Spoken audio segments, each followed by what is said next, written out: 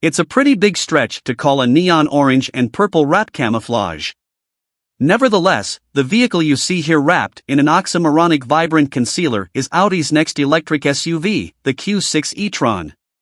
It'll slot between the Q4 E-Tron and Q8 E-Tron, and because Audi's doing the whole odds and evens naming structure now, you can think of the Q6 as the electric counterpart to the strong-selling Q5. Before letting me loose around the Faroe Islands, which are absolutely incredible, by the way, Audi explained that the Q6 and SQ6 prototypes I'm driving are roughly 90% done in terms of powertrain engineering, but only about 60% finished in areas like chassis development and electronic fine-tuning. Audi expects to reveal the Q6 e-tron sometime in 2024, and it'll likely go on sale later that year as a 2025 model, but that's still very much TBD. In other words, don't expect to see this one at your local dealer for a while. The basis for the Q6 and SQ6 is the premium platform electric, PP, architecture shared by Audi and Porsche. Crucially, that means the Q6 and SQ6 benefit from 800-volt electrical hardware, allowing for 270 kilowatt max charging speeds, assuming you can find a working 350 kilowatts public charging station, allowing the battery to go from a 10 to 80% state of charge in about 30 minutes.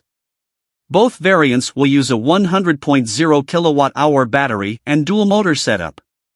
Audi is estimating 375 horsepower for the Q655 e-tron. The weird numeral nomenclature implies there could be more or less powerful variants to come, with a power boost function upping output to 396 horsepower. Expect a 0 to 60 mph time of less than 6 seconds, and Audi is hoping for a driving range of 373 miles under the optimistic European WLTP standards.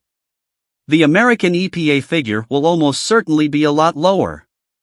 For the SQ6, base power output is expected to be 483 horsepower, rising to 510 horsepower for short spurts. This more powerful version will naturally be quicker, with Audi estimating a 0 to 60 time of less than 4.5 seconds, meaning the SQ6 will just barely beat the SQ5 in this benchmark dash.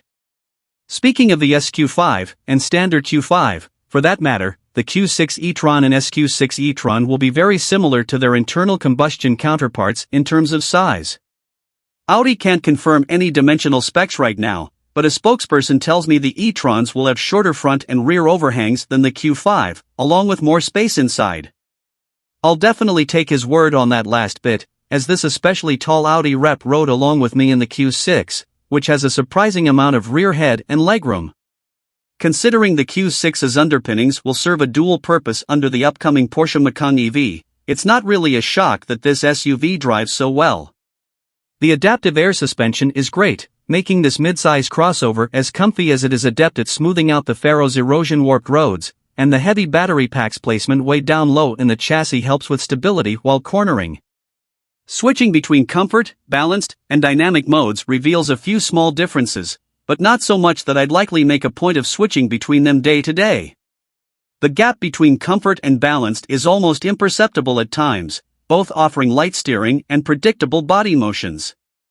Dynamic adds a little weight to the wheel, which I appreciate while dodging sheep on narrow Faroese roads, but even then, the Q6 prioritizes a cushy ride above all. The SQ6 has a bit more verve, but the most noticeable difference is the available power. The chassis and steering don't feel wildly different from the Q655, though that isn't necessarily a bad thing. Put your foot down and this thing takes off with immediate acceleration and great composure. My positive impressions of hard launching the SQ6 are a stark contrast to what I experienced in the new Lotus Electra, and given the latter brand's performance pedigree, you'd think it'd be the other way around. Regenerative braking is another Q6/SQ6 strong suit, which is something else I didn't expect to say, what with Audi's long-standing aversion to one-pedal driving. No, the new e-trons won't give you a proper one-pedal experience, but the various levels of regen, selectable through the steering wheel paddles, are at least more pronounced than in other Volkswagen Group products.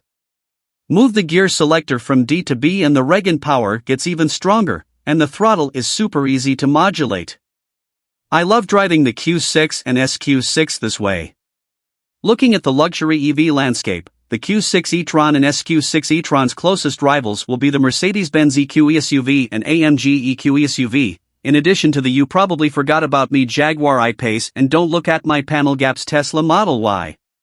But this space is going to get crowded, and soon, with entries like the Maserati Grey Kale Folgore and Polestar 3 headed this way. There's still a lot left to learn about the Q6 e-tron, including what's under all the black camouflage fabric inside the cabin, whether or not its cool new headlights will ever come to the US, and what sort of driver assistance systems are installed. For the moment, at least, both the Q6 and SQ6 make a great first impression, with an exciting camo wrap to match.